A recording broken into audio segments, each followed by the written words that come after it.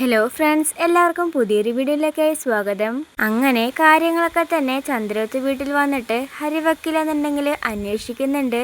ഇനിയിപ്പോൾ എന്താ ചെയ്യേണ്ടതെന്ന് സിദ്ധാർത്ഥനോടും ദേവികയോടും പ്രഭാവതിയോടും ചോദിക്കുമ്പോൾ വക്കീലിന് എന്താണ് തോന്നുന്നത് അതേപോലെ ചെയ്തോ എന്നെല്ലാമാണ് അവർ പറയുന്നത്.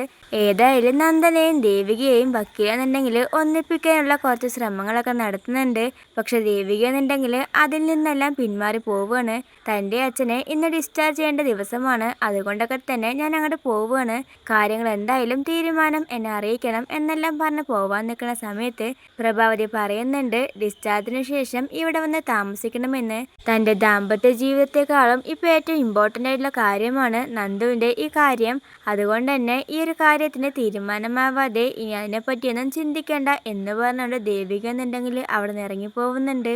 രജനി എന്നുണ്ടെങ്കിലും ഇപ്പോഴും ദേവികയെ തന്നെ കുറ്റം പറഞ്ഞുകൊണ്ടിരിക്കുകയാണ്. ശാരികയോട് വന്നിട്ട് ദേവിക എന്നുണ്ടെങ്കിൽ എല്ലാ കാര്യങ്ങളും നടന്ന പോലെ തന്നെ പറയുകയാണ്.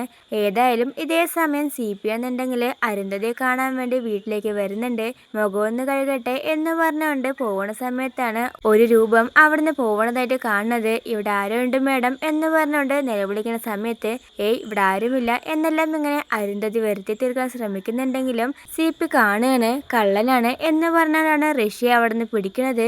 CP എന്നുണ്ടെങ്കിൽ ഋഷിയെ കണ്ടിട്ട് ആകെ ഷോക്കായ പോലെ നിൽക്കുന്നുണ്ട്.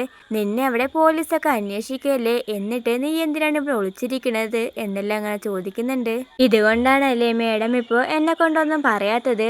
ഞാനും മേഡത്തിൻ്റെ മാറ്റങ്ങളൊക്കെ ശ്രദ്ധിക്കുന്നുണ്ടായിരുന്നു.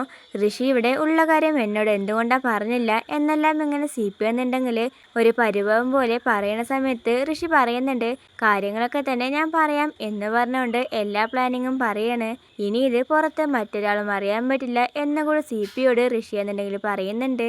ഇനിയിപ്പോൾ നിങ്ങൾ ഈ കാര്യങ്ങളൊക്കെ തന്നെ പുറത്ത് ആരോടെങ്കിലും പറഞ്ഞെന്ന് വെച്ചാൽ എൻ്റെ ഈ സ്വഭാവമല്ല നിങ്ങൾ കാണാൻ പോവാ എന്ന് പറഞ്ഞുകൊണ്ട് CP ഭീഷണി കൂടിയാണ് പെടുത്തുന്നത്. പിന്നീട് മാധവനെന്നുണ്ടെങ്കിൽ ദേവികയെ കാണണം, എനിക്ക് അവളോട് കുറച്ച് കാര്യങ്ങൾ സംസാരിക്കാനുണ്ട് എന്നെല്ലാം ഇങ്ങനെ രാധികയോട് പറയാണ്. രാധിക എന്നുണ്ടെങ്കിലും വേഗം തന്നെ ദേവിയെ വിളിക്കുന്നുണ്ട്. എന്താ എന്നോട് പറയാനുള്ളത് എന്ന് ചോദിക്കുമ്പോൾ മാധവൻ പറയുന്നുണ്ട്, നന്ദനെ നീ ഇവിടേക്ക് വിളിച്ചു വരുത്തണം, എനിക്ക് നിന്നോടും നന്ദനോടും കുറച്ച് കാര്യങ്ങളൊക്കെ തന്നെ പറയാനുണ്ട് എന്ന് പറയുമ്പോൾ എന്ത് കാര്യമാണ് അച്ഛാ, നന്ദുവിന് ഇപ്പോൾ വരാൻ പറ്റുന്ന സാഹചര്യമല്ല എന്നെല്ലാം പറയുന്നുണ്ടെങ്കിലും മാധവൻ എന്നുണ്ടെങ്കിൽ അതൊന്നും തന്നെ കാര്യമാക്കണില്ല. നീ എന്തായാലും എൻ്റെ ആഗ്രഹം സാധിച്ചു തരില്ലേ എന്ന് പറഞ്ഞുകൊണ്ട് നന്ദനെ ഫോൺ വിളിക്കാനായിട്ട് ദേവികയോട് പറയുന്നുണ്ട്. ദേവിക എന്നുണ്ടെങ്കിൽ സിദ്ധാർത്ഥനെ കാര്യങ്ങളൊക്കെ തന്നെ വിളിച്ച് പറയാണ്. ഇതേ സമയം വക്കീലെന്നുണ്ടെങ്കിൽ വീണ്ടും ചന്ദ്രത്ത് വീട്ടിലേക്ക് വരുന്നുണ്ട്.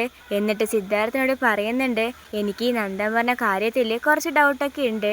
ഏതായാലും നന്ദന് ഇങ്ങനെ ഒരൊറ്റയ്ക്ക് കൊലപാതകം ചെയ്യാൻ പറ്റില്ല, ആരൊക്കെ ഇതിൻ്റെ പുറകിൽ അവന് സഹായിക്കുന്നുണ്ട് എന്നെല്ലാം പറയുമ്പോൾ സിദ്ധാർത്ഥൻ പ്രഭാവതിയോട് ചോദിക്കുന്നുണ്ട്, നിനക്ക് എന്തെങ്കിലും അറിയാമെങ്കിൽ ഒന്ന് പറയ് എന്നെല്ലാം പറയുമ്പോഴും ഇസബെല്ലിനെയും കെവിനെയും മാക്സിമം സംരക്ഷിക്കാനായിട്ട് തന്നെ പ്രഭാവതി എന്നുണ്ടെങ്കിൽ നോക്കിക്കൊണ്ടിരിക്കുകയാണ്.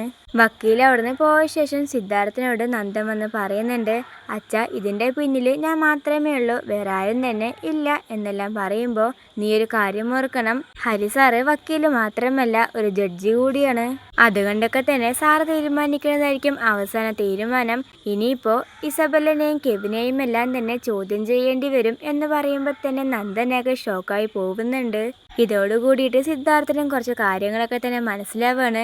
ഇതോടുകൂടിയിട്ട് ഇസബെല്ലയുടെയും കെവിൻ്റെയും നാടകം എല്ലാം തന്നെ ഹരിവക്കീൽ എന്നുണ്ടെങ്കിൽ പുറത്ത് കൊണ്ടുവരാനാണ് ചാൻസ് കൂടുതലും.